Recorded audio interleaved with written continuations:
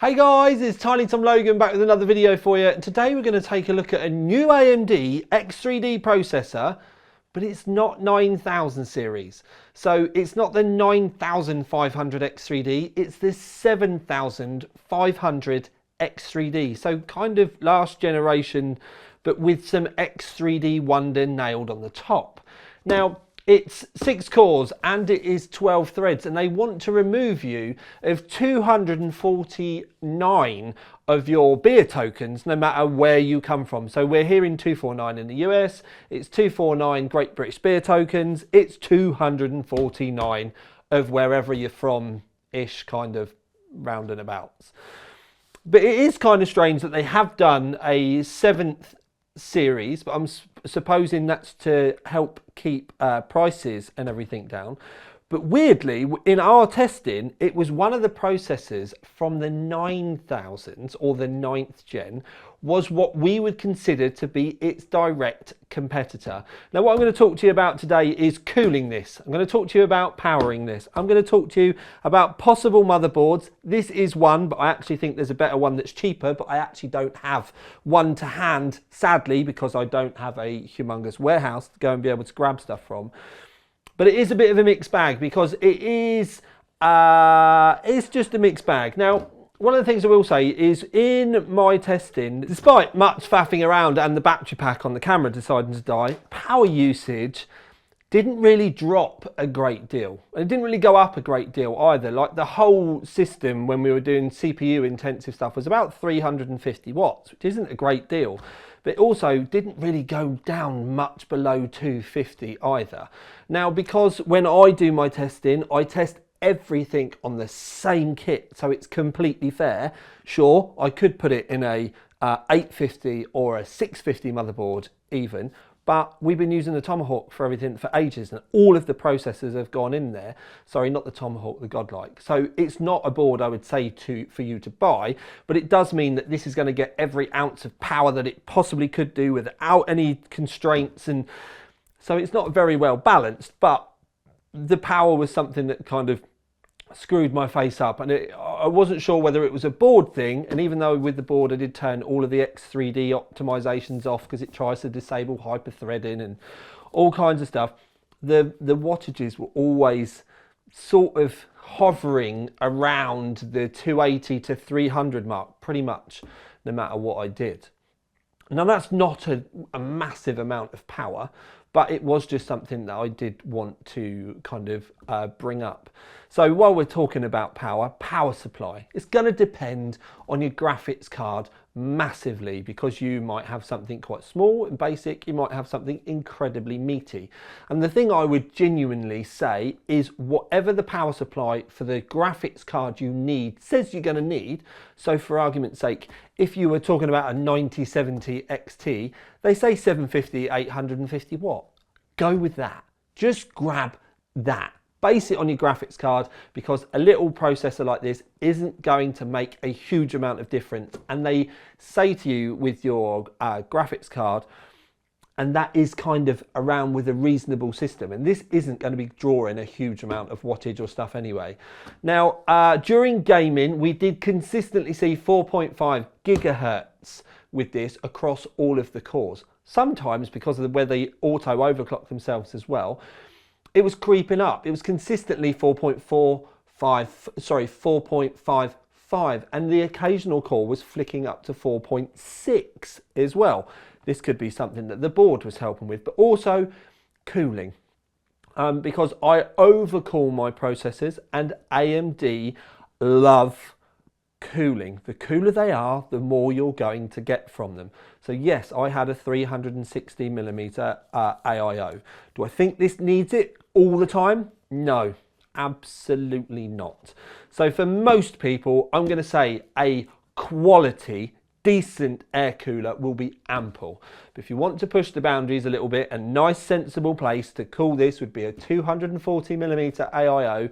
Doesn't need to be a crazy expensive Asus one, just a good quality like an Arctic, or even like an entry level Cooler Master. 240mm AIO will do this proud. Just make sure that you get your mount done correctly, decent thermal paste, and you'll be away. So we've done cooling, we've done power supplies. Now we need to talk about performance, because after we've talked about performance, we'll talk about motherboards. Performance. This is a gaming processor. And if you're going to play games on it and just play games on it, it is reasonably worth the money. It does get tripped up if you start talking about content creation though. So if you're going to edit videos, do big Photoshop edits, anything where you're going to utilize all the cores is where this falls over. It's also where I'm going to say that the AMD 9600X processor actually is a more viable place or purchase than this is. But what you need to be doing is the X3D processor. If you're just gaming, you just buy this one. Okay, so that's all you're ever going to do. You're not going to do anything else. Maybe watch the occasional YouTube video, but predominantly you're going to be living your life on Battlefield or doing laps and laps and laps in F1 2025 or something. This one will be the one for you. But if you're going to do that crossover where a few minutes here and there in Blender, and you like the fact that you want your Cinebench scores to look good, or you are going to be doing photo editing and that sort of stuff, and you're going to need the horsepower, that is where the 9600X clips into place. As you can see, we've put some graphs up and stuff, and if you've looked for the 9600X in the multi-threaded benchmarks and tests, the 9600X just edges the 7500. But here's the critical point. This is £250. I found the 9600X for sale today in the UK for £199. So if you do want to have less time rendering, compiling, you know, anything specifically intensive, you can save some money and it will do the job faster. It's only really when you're just gaming specific that spending that little bit more money on this makes more sense. But even in the gaming results, yes, the 9600X was behind. Don't forget though, you can go and have a look on the OC3D website, pick apart all the graphs. The graphs you've seen thus far, you can pause them so that you can have a better look.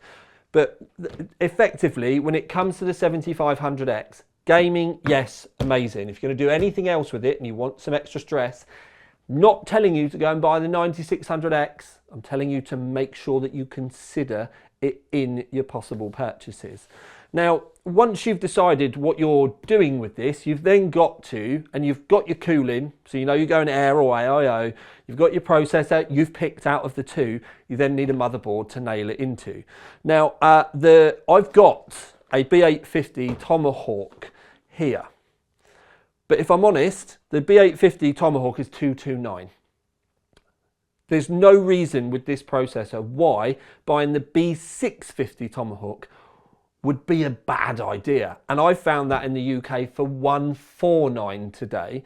So if you wanted to do a mixture of the both, you could buy the 9600X and the B650 for £349 versus it being with the B850 and the 7500X3D, you're looking at nearly £500. So there are some good opportunities there for you to save some good money. And the B650 Tomahawk was a cracking board. The only reason why I've got this one here is it literally was the fact it was still here. The B650, I'm not sure that when it went back, but it went back a long time ago. So I sadly don't have it to hand anymore. But if it was me and I was very, very frugal right now, because we're going to have to spend all that extra money on memory, I would be getting the 9600X and the B650. It's only if I knew, oh, I'm going to get a 9070 and I know I'm just going to be playing Battlefield and doing that, then I would go up to the 7500X3D. but I still probably wouldn't spend the extra £70 on the motherboard because I don't think I'm going to see the value of it in the grand scheme of things, because the 650, you're still buying it brand new, you're still going to get all your warranty, and if you're not looking at all the latest and greatest nitty-gritty things and you just want to get on and play games, save the money, because you are going to need it, because your memory is going to sting at the moment and it's not going to be getting better anytime soon. So the 7500 X3D is a great budget-ish gaming processor. There's a nice little boost from the X3D there, but if you're going to be doing more than gaming, as I've said, you need to consider the 9600X as well. But it's a cracking processor, definitely deserves the OC3D Approved award, which I will say, Approved is our entry-level award. It's like, yes, you should definitely consider it, but there are other options out there and you need to do your homework first. Anyway, for now at least, hopefully I've given you enough information for you to be able to head off with your choices, to do a bit of research. Some of you are going to want an amazing case, some of you just aren't going to care and just want a game, but if you do want to look at cases, I've done loads of case reviews over on the channel as well. But for now at least, this is Tiny Tom Logan, and if you made it to the end, we're having a cup of tea and some custard creams. Look in the comments and you'll see what the regulars are up to. Tiny Tom Logan out.